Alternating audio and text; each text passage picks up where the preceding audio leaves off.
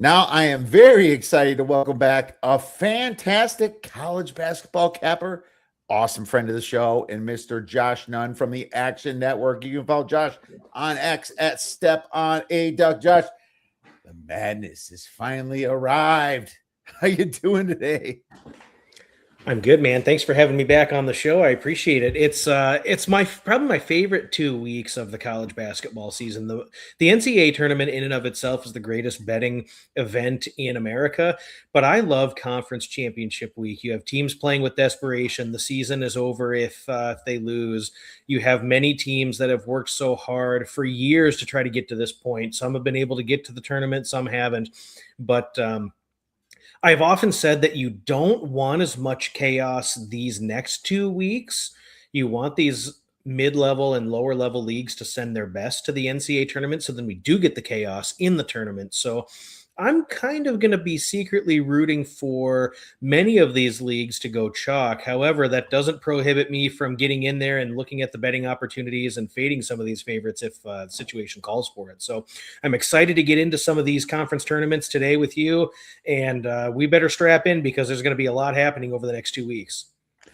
100%. There is going to be a ton happening, and there's a lot of protocols to go through, and it's different. And I love it too because making the big dance is the Super Bowl for these teams because they're winning in their conference, not just that, and they get a chance to dance. It's just such dual levels of excitement. And look, they're not expecting to win. Most of these teams, obviously, if you're a blue blood and been in this thing, and your name's Duke or Kentucky or Alabama, even is good now, and the big names that we've been through, Houston, Michigan this year, Arizona. They have more of those expectations, but this is about the little man and just getting to the big dance and getting to travel and experience all the amazement of it. And that's what I love too.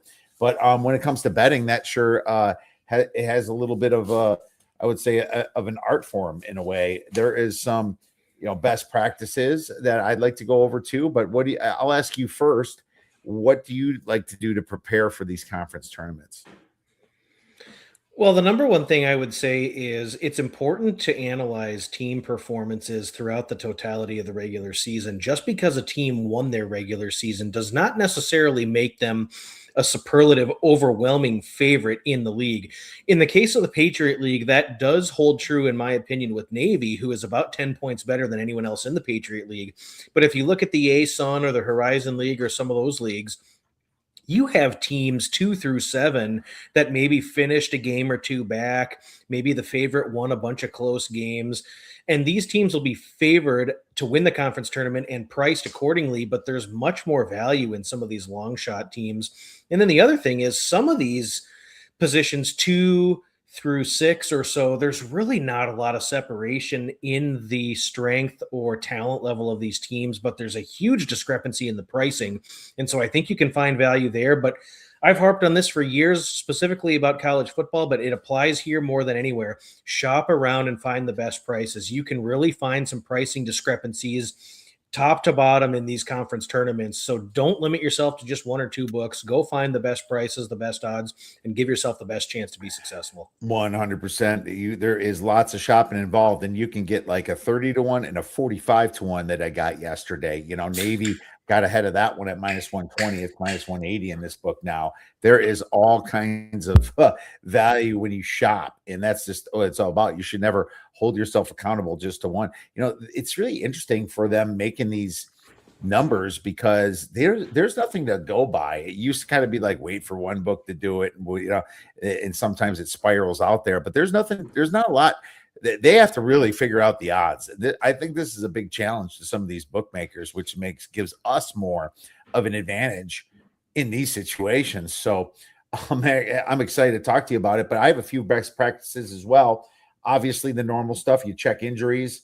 I like to see how hot they are since February 1st. I do that from Mark Torvik. I do an efficiency rating since February 1st, and I can see like who's really good right now. Because sometimes it takes teams a while to gel, just like you've seen with some of the UConn teams. The first UConn championship team, it took them a while to gel. Look how long it took Florida this year to gel, right? Since February 1st, you kind of look at that. I also like to look at money line rollovers in case that's better. Now you have to remember to do it by setting an alarm in your phone every morning. Otherwise, you won't do it. If you put it off, you'll screw it up. But that sometimes is better, but sometimes it's not too. You just have to remember if the favorite, if you're betting like a second or third favorite rollover, and all of a sudden the favorite gets bounced early, you're not getting that juicy plus number you are at the very end of that tournament. Away from home, some of these tournaments are not even played in a neutral site, and they're played at home. So you're wondering why this team might be really looking from a numbers perspective so big. And then you think about the whole fact that the tournament reseeds, which not all tournaments do, but some reseeds.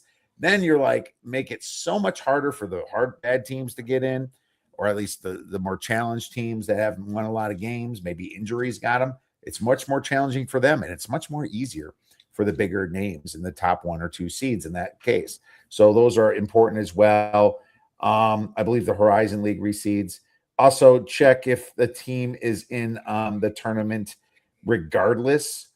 That sometimes is interesting. And then check to see if there's a team that might be suspended from postseason play. Now, I'd still usually say they still want to win their conference, but the numbers might move too much one way or the other. So those are my best practices, Doug.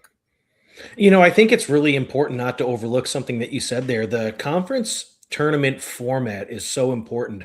We've seen the West Coast Conference go to a format for years where they give automatic buys into the semis for the top 2 teams. And you get these wildly elongated brackets where all of the bottom teams have to play so many more games to advance. The Sun Belt has adopted that sort of format, and so have others. There's such an advantage to get an automatic buy into the semis. In the West Coast Conference, Gonzaga is almost a shoe-in to go to the final, as they will likely have to play Oregon State, Seattle, somebody like that, as opposed to St. Mary's, who is likely to have to take on Santa Clara. But the teams at the bottom of the West Coast Conference, you have to win 5 games in 5 days to get there. So there's a huge top-heavy advantage there. Very similar play out in the Sun Belt, where you had a lot of compression at the top of the Sun Belt standings, and teams like Texas State, South Alabama, App State, all capable of potentially getting that number 2 seed, but it didn't fall that way with the tiebreakers. So those teams are going to have to win many more games in order to get to the final than, say, a team like Marshall, who gets that auto buy. Absolutely, Marshall number 2 there, and that's a great point here. It is very important to look at those situations. Man, it makes it more grueling, but if a team can just get hot and stay hot, and sometimes you benefit from just not from playing every day or every other day, and then the other team, if they've been off too long, maybe they start out a little rusty. Look at a first half total or first half side. Let's get into these tournaments, my man. And we're just going to go over the ones we have odds on, and we'll pass if we don't want to discuss it because we don't think there's a play. I'm sure Josh knows about every team, so it's usually they just doesn't have a play. Atlantic Sun Conference Tournament is where we're starting, Josh. You have Austin Pay at plus 205, Central Arkansas plus 250, Queens and Lipscomb in the plus 400 ranges. What are your thoughts about this one? I think Josh froze a little bit here, actually. So I will jump into this. For the Atlantic Sun, I have Central Arkansas at plus 250 and Austin Pay at plus 205. I kind of like both of these, to be honest with you. Josh, I think you're back now. I'm actually going with with both of these plays.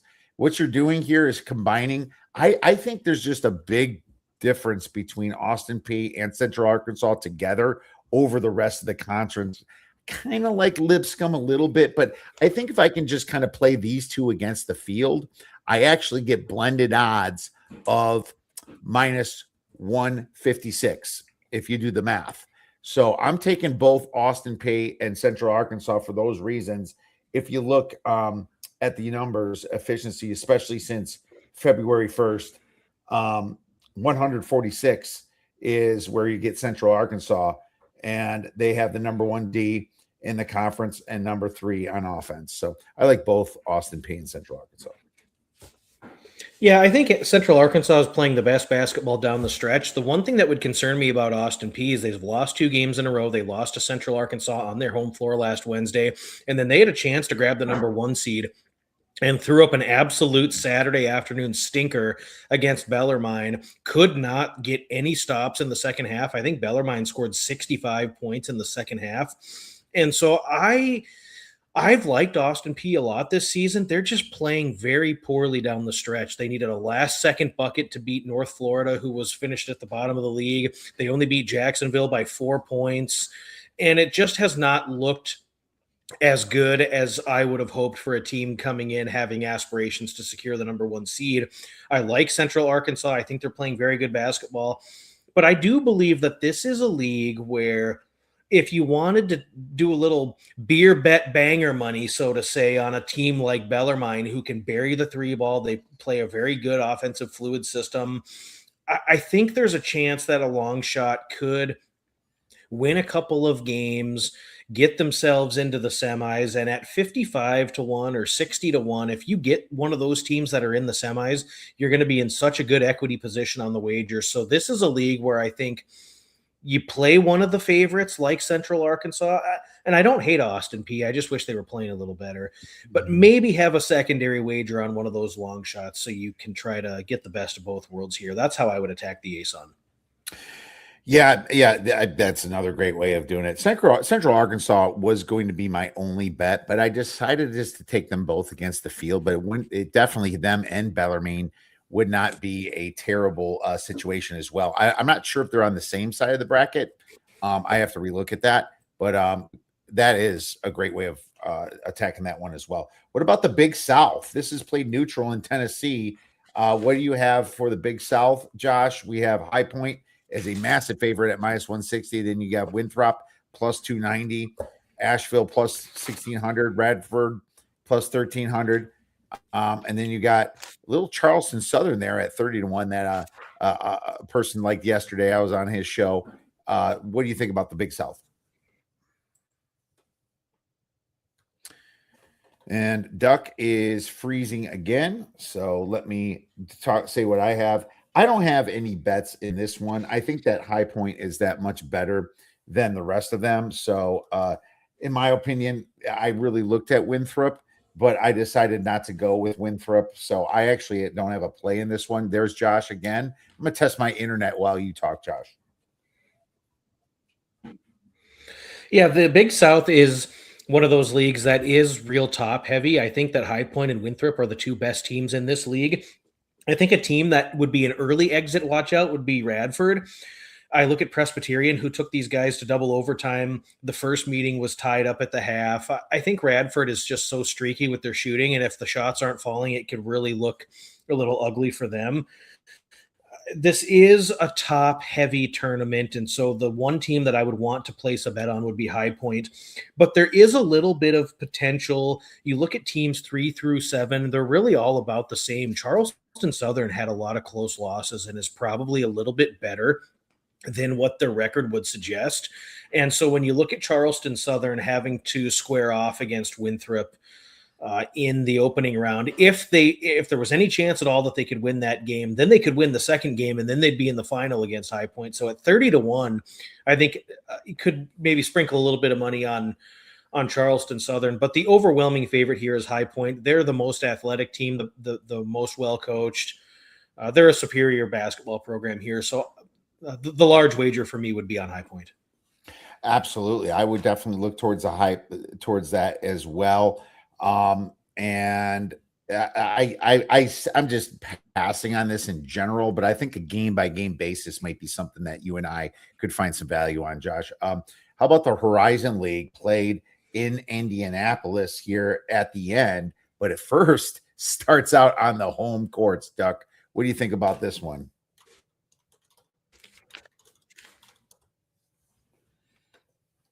What do you think about the Horizon League? I think Josh might be having some Play internet an issues. opening round game today.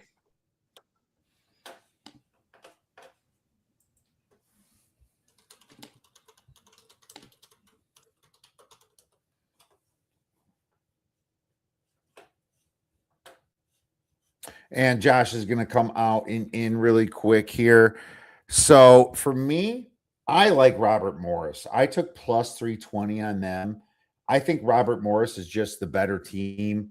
And, if you look, it's more of a play against Wright State for me.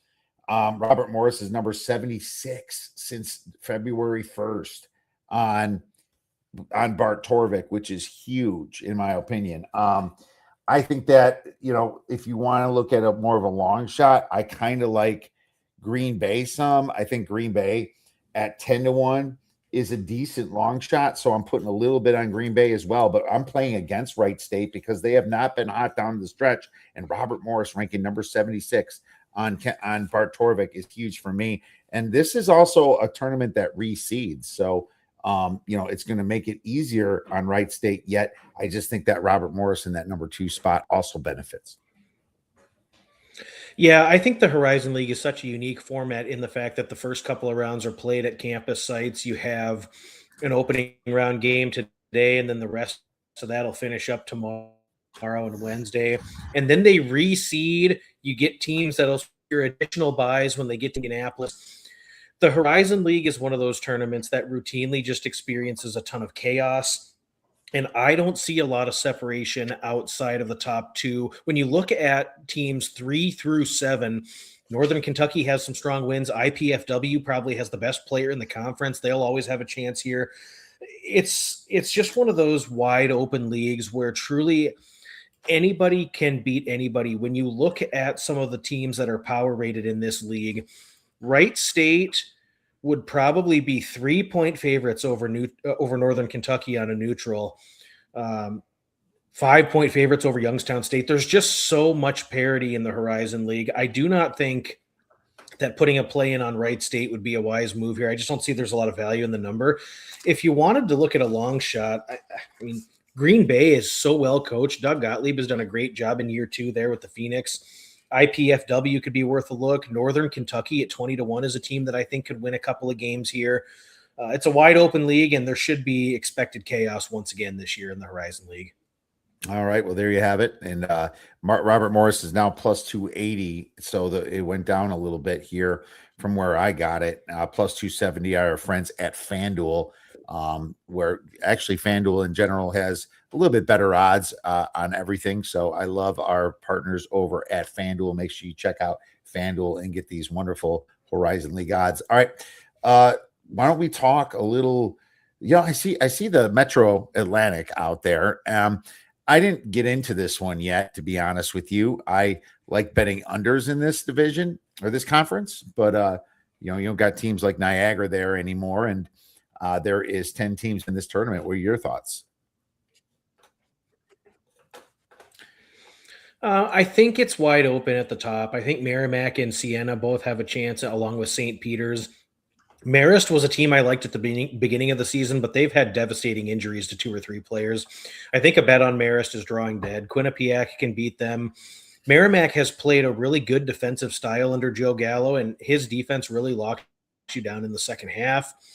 You want to bet unders in Merrimack in game situations, and this is another league where I wouldn't be surprised if any of the top 4 were to come out of it as the champion. I think Siena and Merrimack are the most talented teams in this league, but really it could be them, St. Peter's, Quinnipiac. It could be any of those 4 that I think have a chance to win this league. The bottom of the league is very bad. Marist is not at full strength, and I just don't expect a lot of chaos until the top 4 advance to the semis.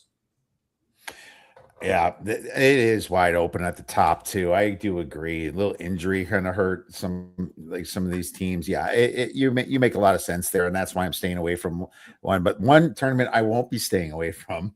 It's the Missouri Valley and Arch Madness, my friends. Little Arch Madness action. This just came out this morning, so I had to jump on the numbers this morning. Maybe it came out last night, and I was sleeping by then. I was beat. But I think Duck can probably guess what I like in this one. So I'm going to let Duck go first in the Missouri Valley. Well, the way to bet this tournament is to bet every game first half under. That's been profitable for 15 years. I don't hate Northern Iowa. Who do you like in this one? Belmont. And I knew you'd like Northern Iowa because that was your buy low team last week when we talked, and I like Belmont as my possible sleeper. Belmont, that game last night, it didn't affect their seeding, and that was against, I think it was Illinois State. And you know what? I do like Illinois State as a team. I just think Belmont is better when motivated. And Illinois State wanted that game. It was the end of their season. Belmont, they're shooting air balls with like 2 minutes left. I was watching it and I'm like, this is not the Belmont that I've been watching all year. So I think that the fact that they lost that game did me a favor, Duck. I do not think that I was going to get plus 160 on Belmont unless they lost that game. I think it would have been more like plus 120 or something like that. So I want to thank Belmont for losing that game because I'm taking them to win this tournament, and I think they're going to be dancing by the end of the week. I'll tell you one other thing too interesting about the Missouri Valley. Valparaiso 35 or 40 to 1. They swept Bradley in the regular season. They split with Illinois State, playing pretty decent basketball down the stretch. They've won 7 of 9 going into this tournament. If you're looking for a long shot with a juicy price tag, Valpo has played some pretty decent basketball. They took Belmont to the wire twice and have wins against Illinois State. They have wins against Bradley. They have wins against Illinois Chicago. I think if you're wanting a little long shot value, if you're listening in and you want to take something real juicy in this league and you have a team in Valparaiso that is playing their best basketball at the end of the season, they've already beaten some of the top teams. They've shown they can play with Belmont. 35 or 40 to 1 isn't too bad there on Valparaiso. That's a great point because, Valpo's been playing really well. They're 17 and 14 now. They won 4 of their last 5 games against teams like Bradley, Illinois, Chicago, teams kind of ranked pretty high. This Missouri Valley conference is a pretty dang good conference. I would like to see them face off against the Atlantic 10 this year. I almost feel like Missouri Valley might be better, because the Atlantic 10 was always that first conference that we thought about, that wasn't like, a power conference in basketball. But now I would say maybe just the total efficiency of the Missouri Valley would be better. So, yeah, I don't hate that at all. Let's move on to the Northeast Conference tournament winner, and LIU minus 200, one of the bigger favorites this year. Kind of almost get into the Gonzaga numbers, not the Gonzaga of previous years, of course, but then you got Central Connecticut at plus 400, Mercyhurst plus 650, Lemoyne plus 1,000, and then teams that we used to like Wagner at plus 66,000, 60 to 1. Geez, what are your thoughts about this one? I have bets on Stonehill, Wagner, and Fairleigh Dickinson to win this conference. Stonehill was 60 to 1, Wagner 70 to 1, and Fairleigh Dickinson 150 to 1. And the reason is this is a bad league. This is down there with the SWAC and the MEAC as far as aggregate power rating is concerned. And I've got to tell you, Long Island is the deserved favorite, and rightfully so, but there is absolutely very little separation between Central Connecticut State as the 2 seed, and you go all the way down the bottom, and you look at Stonehill, Fairleigh Dickinson, Wagner, and how these teams are power rated. It would not take much for any of these teams to pull an upset and get to the semis, and then you'll be in a real good equity position. And this is where I talk about shopping around.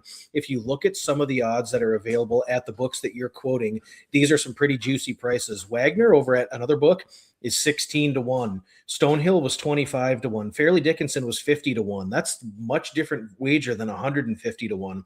So I made these 3 wagers hoping that just at least one of these teams can win an opening round game, which is very, very possible. If 2 of them win, then I'll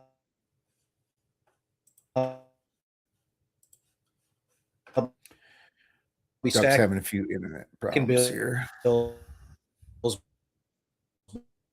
But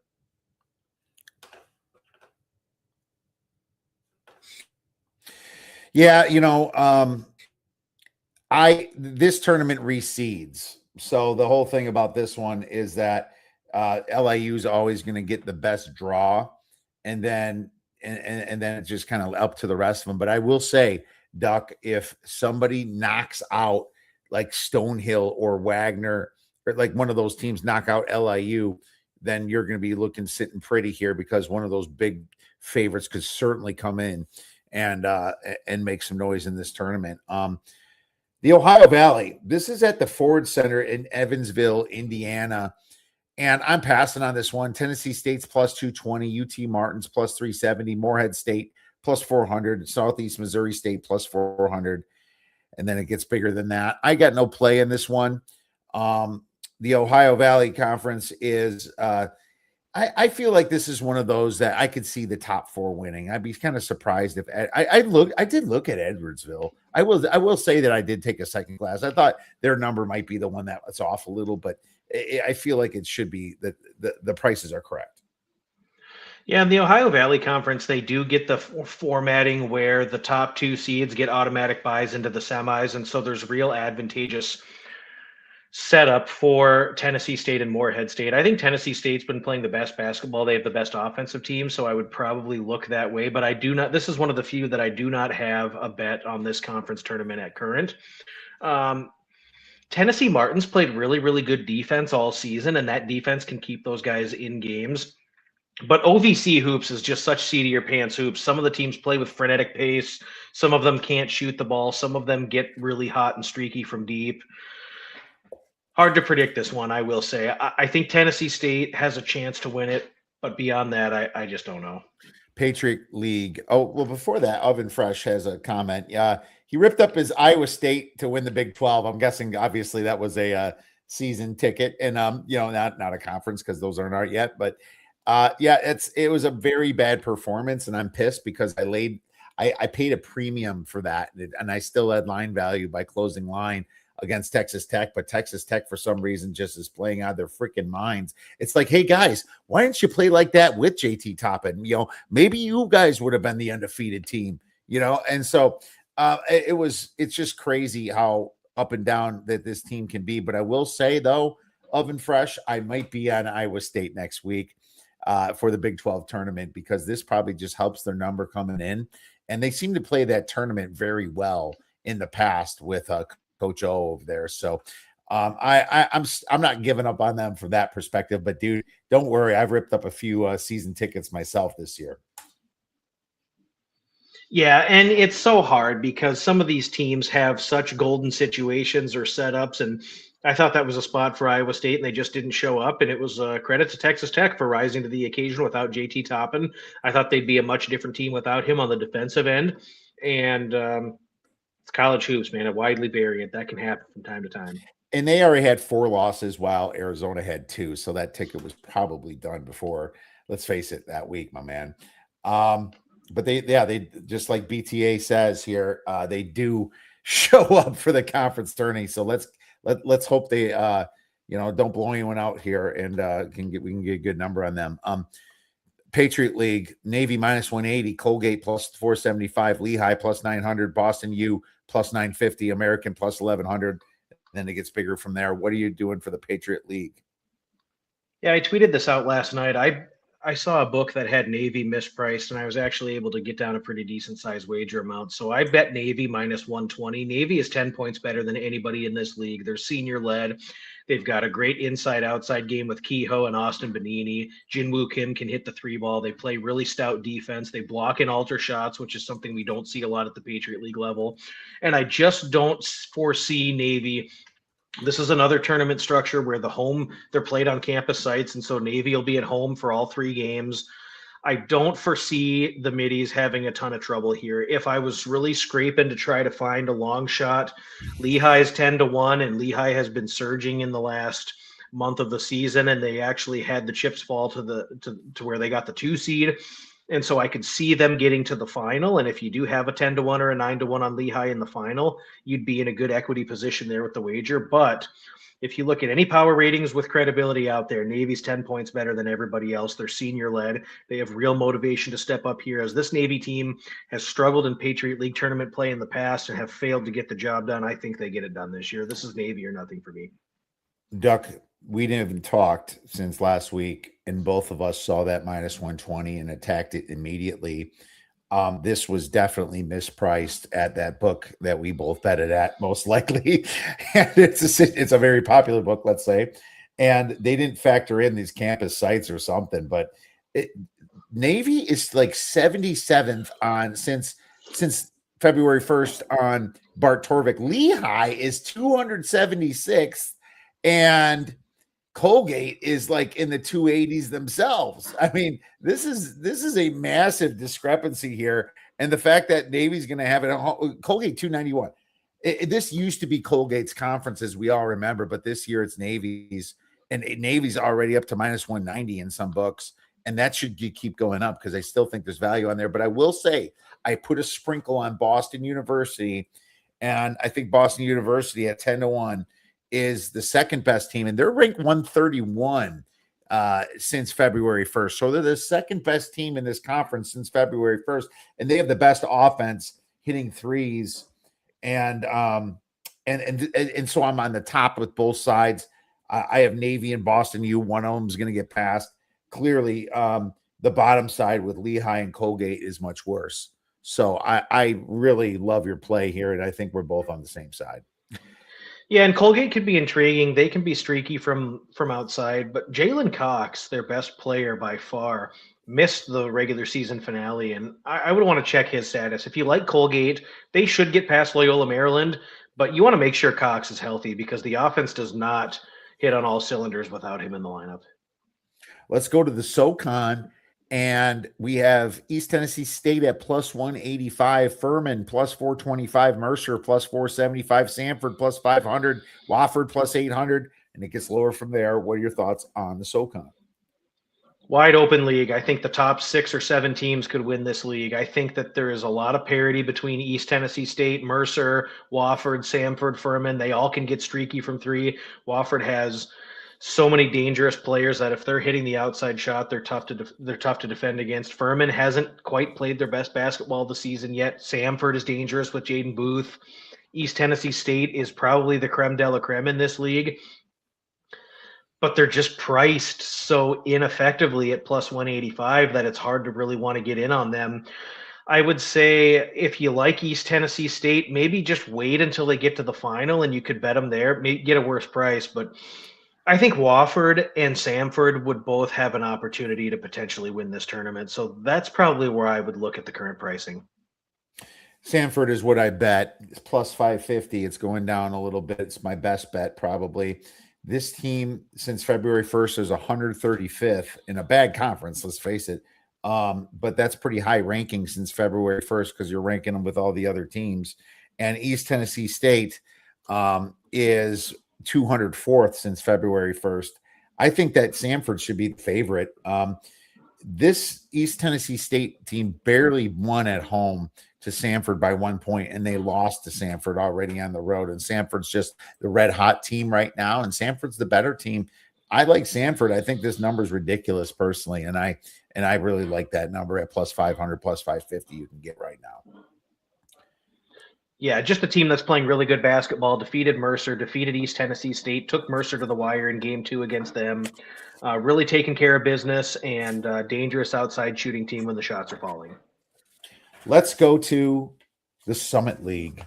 And I'm not going to lie, I didn't do a thorough job on this one because I just kind of looked at it and I've had some, not the great, just over the years, South Dakota State, South Dakota, North Dakota State, you know, they're weird teams. Sometimes they play slow, yet their games go way over. You look at Denver, the best overs team in all of basketball, man, hitting at like an 80% clip to the over. So that's been fun this year. I was on some of those Denver overs here. But you know, just don't bet on Kansas City. That's all I have to say. Just don't, whatever you do, don't bet Kansas City. Yeah, this is a unique tournament played in Sioux Falls, South Dakota, so it's a neutral site, but South Dakota and South Dakota State definitely have home field advantage based on the location of this tournament. It's a tournament that I've attended many times in person, as I used to live in Sioux Falls, South Dakota, where this was held. It's held at a fun venue. It's a unique venue that none of these teams play at routinely during the regular season, so that can lead to some first half unders in this tournament, and also dogs generally do well in game-by-game situations. If you get first round mismatch, the 1-8, the 2-7, generally those big dogs do cover the number in those single game settings. St. Thomas and North Dakota State are the two best teams in this league. Nobody plays any defense in this league except North Dakota State, and I think that could carry them through to the top. But if you're looking for a long shot here, South Dakota State is a far cry from what they were, but they have generally played very well in this tournament. If there's a team that I would want a long shot on, it's them. I think with the familiarity and a little bit about how they've been playing down the stretch could be okay. But I would want North Dakota State or St. Thomas probably as my primary bets in this league. The Jackrabbits. Yeah, they used to own this, and they've been one of the better teams in this conference, minus the big Oral Roberts year. But yeah, they won it in 2024. 2025, they almost won it, but lost to Denver. But yeah, South Dakota State has really performed very well in this tournament. What does that move us to? Oh, the Sun Belt. You already touched on their crazy looking bracket that is as long as train tracks. Yeah, and just a conference that rewards teams that finished at the top. And it's unfortunate that it played out this way because if you look at the Sun Belt, there was probably 8 teams that have a realistic chance of winning the Sun Belt. And so there's very little separation. You had Troy that won the league at 12-6, but then you had a logjam of other teams that were 11-7, all the way down to Texas State and Arkansas State. And those teams really get punished. Arkansas State would have to win 3 more games than Marshall or Troy, even though they finished just 1 game below in the standings. So Ark State, Texas State, South Alabama really do get penalized here. And I'm not sure that that's reflected in the current pricing. A lot of people like Coastal Carolina at 14-1, but I think that pricing tells me that they get bounced in their first game and don't make it to Marshall. Marshall and Troy have a significant advantage. I think the best team in this league is Appalachian State. They can get hot from 3. They've got some guys that come off the bench and can just absolutely shoot the nets off. They play very sound defense. The problem with App State is they cannot shoot foul shots, and if they could, they'd be the favorite in my opinion, but their poor foul shooting has led teams to stay in games, and it's become a real problem. If I wanted to bet anything here, it would be Appy State, but I'm real interested to see where you're going here with this. Oh, I'll tell you, this is like you broke it down well, said everything right, and it's awesome. James Madison is kind of where I'm going now. They're 30-1 at DraftKings. Very hot team. Our friends at FanDuel have them at 40-1, and that's where I'm taking it. Much better odds at FanDuel. And the truth is, Josh, the money line rollover is better than all this, man. You go and put, whatever amount down, $50, $10, $5, whatever the hell you want, and start rolling the profit over with your bet and keep multiplying that up. And that could be a big, big payday for you. James Madison kind of has the pedigree of being a big winner, not just in football, but if you remember, their basketball team was fantastic over the past 2 years, being in the NCAA tournament, upsetting teams like Wisconsin until they ran into Duke.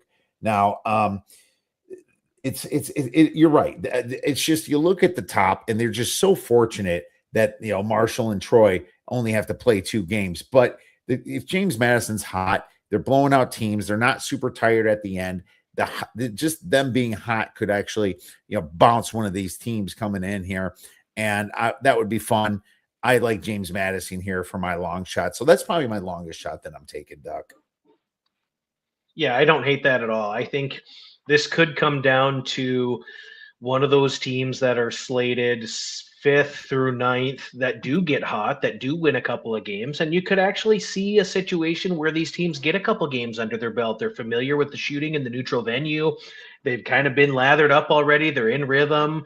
And you talk about taking a week off at this time of the year, which is what Troy and Marshall will have done, 10 days off, as a matter of fact. They're not going to play till March 8th. So just interesting to see the setup here. And if you get one of those teams that has to play maybe 2 or 3 extra games, but they get hot, there's some continuity, they're feeling good about themselves, that could be a team that makes a move up in this bracket.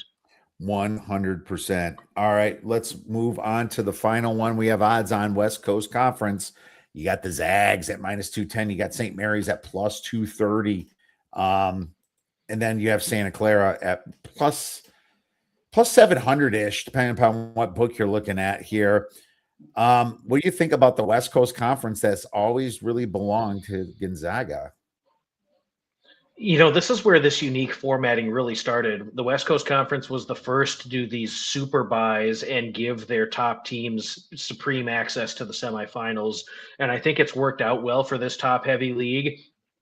If we start at the bottom, I don't think there's a lot of serious threats in the 7 through 12 sort of range. And I'm assuming those teams will see some early exits. San Francisco has been so up and down this season, and I just don't see a lot of value there.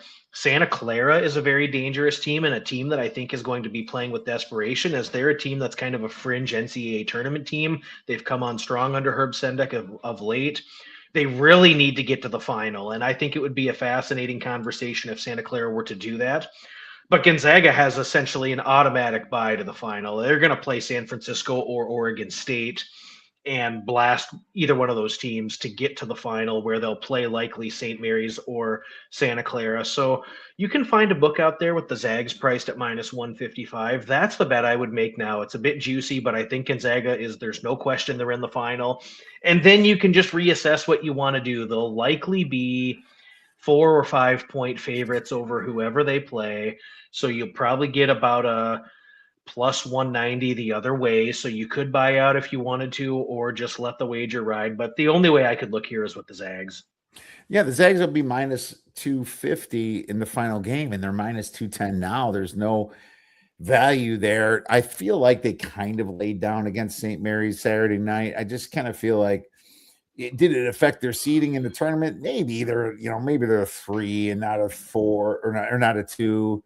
If they're hoping for that, they could be a 4 seed instead of a 3. I'm not into that so much, but if you want, you talk about 2, you talk about St. Mary's. That was the final game as conference rivals between these two, with Gonzaga going to the re-faced Pac-12. And you've got a 20-year coaching history. Mark Few and Randy Bennett know each other inside and out. Every one of those games could be coin flipped. It wouldn't change my sentiment if Gonzaga would have won that game or lost the game by 20, because that was the spot for St. Mary's. It was just such a huge home game in that rivalry for the final time. You got 25 years of history between those two coaches. 100%. And Gonzaga was winning that game at half too. So, St. Mary's did a fantastic job, and they're going to be playing again. They're just not going to be playing as conference rivals again. They'll be scheduling, I'm sure, the non-conference games before January and be playing each other.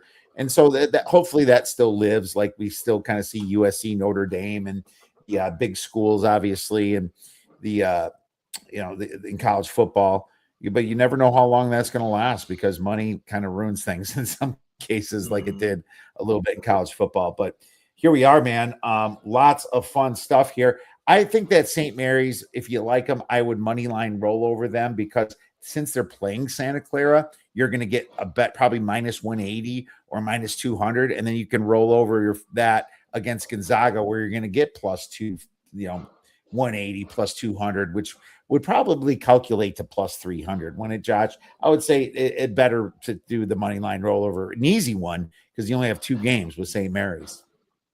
You could do that. Otherwise, your friends over there at FanDuel have the Zags listed at minus 155. And then at the other book that we're talking about, you could get St. Mary's at plus 230, and you could just kind of put yourself in a positive position with the positive vigorous either way there, where you wouldn't have to sweat that out.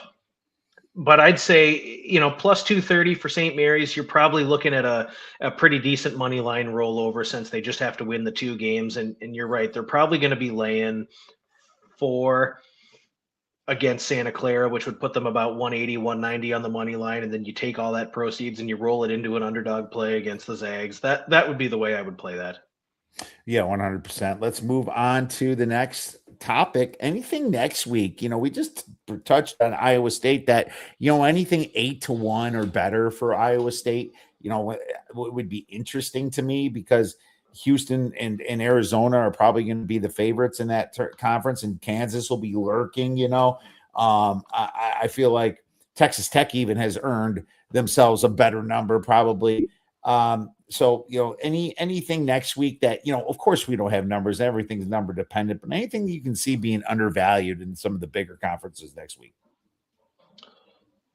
I think Ohio State showed a lot to me yesterday, being able to control after going down by 8 points against Purdue and just controlling the last 30 minutes. A team that is playing just with their hair on fire. The defensive intensity was incredible. The shot making and making contested threes, all the whole second half against Purdue was incredible. They're going to play their way into the NCAA tournament. I think when we look forward to the rest of this week, they go on the road to Penn State and then they play Indiana. They can absolutely win both those games. I think Ohio State's a team that can win 2 or 3 games in the Big Ten tournament, really get hot and build up that sentiment to come towards Selection Sunday.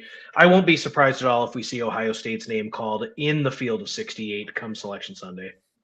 Yeah, there you go. Wow, throwing out the big dogs here with Ohio State.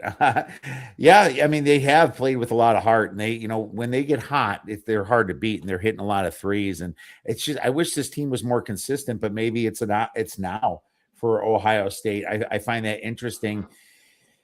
If the thing about Duke is, can they get knocked off? I mean, you saw them against Virginia, and they just pulverized Virginia. Virginia had no shot. Every single player is playing good for Duke, and I tried to fade Duke a couple times. It didn't work for me. I didn't bet them against Virginia, but is there anybody in the ACC that could make some noise? Remember, NC State's done a few things. Remember, Clemson's done a few things. I don't know. It would have benefit Duke to lose this so they can win the NCAA tournament. There's always that discussion, but the past few years have bucked that with UConn and Florida. Is there a team that you'd mess with in the ACC?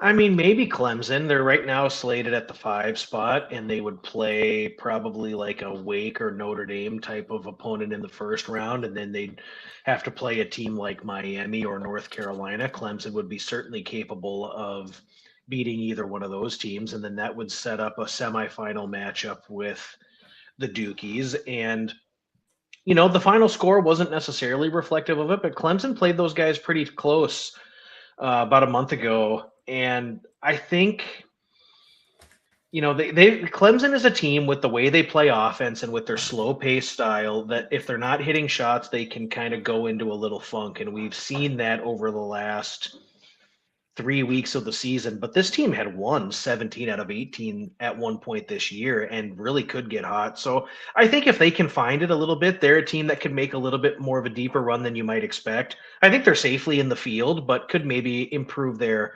NCAA tournament seeding positioning. Other than that, in the ACC, I mean, maybe a team like Louisville can get hot again and really start to pour on the offense on their opponents like they had earlier in the season. How come Miami hasn't played Duke? Because there's 18 teams in that league. Freaking 18 teams. There's 18 teams in the Big Ten. I thought they all played each other. Maybe they didn't. Okay. That's just interesting when teams are playing each other twice, and it's. I don't know. I would look at Miami, even though they're not going to be the greatest odds, or an SMU maybe, because SMU is actually like the second highest rated team from a conference perspective. If you look at KenPom, I know Virginia's there too, but yeah, that doesn't hurt. Big East, is it UConn's, or can St. John's do it again after that embarrassing loss that they come out and pulverize Villanova by 30 some? It's just so funny to see the yin and the yang with St. John's. Yeah, I don't want to throw the baby out with the bathwater on St. John's. And so I know that the second half performance was disgusting. We know they missed 21 straight shots against UConn. They scored however many points they scored in the second half, and it looked gross. But you get a stinker like that out of the way, and you put on the film, and you kind of get humbled and embarrassed a little bit, and you can use that as motivation later on in the season. I think the Johnnies are a dangerous team, not only in the Big East tournament, but going forward. They play with just such continuity. The defensive intensity is really – it's hard to prepare for some of the on-ball pressure that they put on you, and then they get out and run out on the offensive end. I think St. John's will be just fine. Yeah, I think so too. I'm curious what their number is going to be. If it's 5-1 or greater, or 4-1, that's when I'll kind of look at it a little bit more against a UConn who's going to be probably plus 200 or so. That's what I'm probably thinking in this conference. Lots to Seton Hall can play with anybody. Seton Hall just has that great coach in Shaheen Holloway that just motivates the hell out of them, right? That's kind of that's what I've seen with them. They just play with a lot of heart. They just don't quite have the talent, but they play with a ton of heart out there. And yeah, it's funny. They took UConn to the wire twice. Yeah, they did. You're right. They did. Mountain West. The Mountain West is interesting too. I find it interesting because they're not going to get much for at large this year. It's going to be San Diego State has gotten their guy back, right? They had an injury. Pardon? It was Guath who was out. Yeah, Bagoon Guath, and then he's been playing. He's a 7-foot center, and he's been awesome lately. And yeah, they just lost away to New Mexico by 5 points. I don't know. I would look at them a little bit, maybe. The Mountain West is funny because I love seeing Grand Canyon in this division, this conference. I love the way that Utah State's been playing for the most part, but Utah State's kind of faltered a little bit too, losing 2 of their last 3. They just beat Grand Canyon by 5. I think the Mountain West is kind of open. Yeah, I think it's open. I mean, you look at the teams, we'll go bottom up, but you look at teams like Wyoming, UNLV, Colorado State that can be pesky, and they've all won 10 games in league play, and it can just cause problems. Boise State's defense is not what they once were, but still a pesky out. Nevada's tough in the right situation. I think the winner of this league should come down to Utah State, San Diego State, New Mexico, but crazier things in the Mountain West have happened. I remember a Larry Nance-led Wyoming team winning this league as a 7, and there's been other teams that have made deep runs as a lower seed. So there's a chance that maybe somebody else makes a little bit of a run. You do get the top 4 that get buys into the quarters, and so not really a tremendous amount of advantage for being a top seed, but I would assume, you mentioned in the Mountain West, you're not going to get a tremendous amount of at-large activity, and it's really a shame if this league doesn't get 3 teams in. That would really be a shame because we don't need a 17 and 15 Auburn in there over one of these teams for sure. But I think Utah State, San Diego State, New Mexico. Auburn's dead to me. Don't mention Auburn. But they're going to try to get him in. Bruce Pearl's already talking. They're going to try to get him in. Yeah. No, I want to see Utah State, New Mexico State for sure. And then, San Diego State has earned it in the past. Yeah, I wouldn't mind seeing at least 3 here. But the problem is one of those are going to have to win the conference too, because I don't know if they're going to look too far past that. So I think they're going to be in a little bit of trouble. Futon Bet says UConn's winning it all. I'm guessing you mean the whole tournament and the whole NCAA tournament. And they might. Absolutely. And they might make a run. They could make a great coach. They have decent top end talent. The comment wasn't that they couldn't win it all. We're trying to find value in the pricing of the Big East futures market without having lines available. So that was the spirit of the comment about, Seton Hall taking them to the wire twice and St. John's being able to rebound. So UConn could win the whole thing. Absolutely, they could. Absolutely. We're just looking for some sweet teams to try to. Yeah, we got to talk. We got to talk about the MAC. We got to talk our darlings, Miami of Ohio, in the Mid-American Conference. Okay. They're finishing up their regular season this week.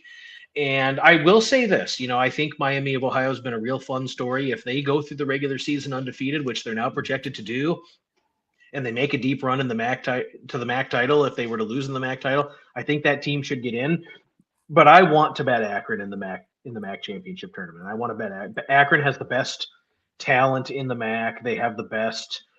I think they have a really, really good coach in John Gross. You look at guys like Amani Lyles, Evan Mahaffey, Tavari Johnson. They're just so athletic on both ends of the floor that I hope the pricing comes out where I think it might, because I will absolutely want to bet Akron here. And Akron's number one in conference efficiency, both offense and defense. The only thing they don't do is get to the free throw line. So you hope at the end they're not just chucking up shots and draw some of those fouls, so that's important in tournament play. The refs seem to like charging to the rim, in general. Miami, Ohio, of course, number 2 and number 2.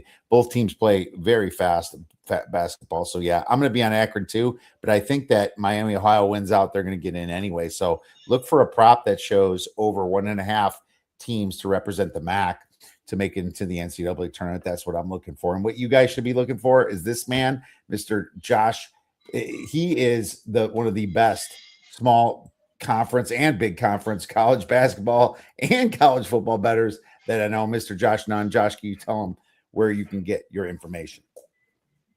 Yeah, I'm at the Action Network, so we're starting our conference preview series. We're previewing all 32 of the college basketball leagues and going through tournament previews. Then we'll have some live reaction stuff when the NCAA tournament brackets get released. I do game previews, conference previews for that, and I've been all over in the college football circuit as well. You and I have spent some good time together on this program and on Spaces, and we look forward to continuing that. So definitely not hard to find there, and on Twitter as well at Step on a Duck. Absolutely not far to find at all. Make sure you guys check out Josh Nunn at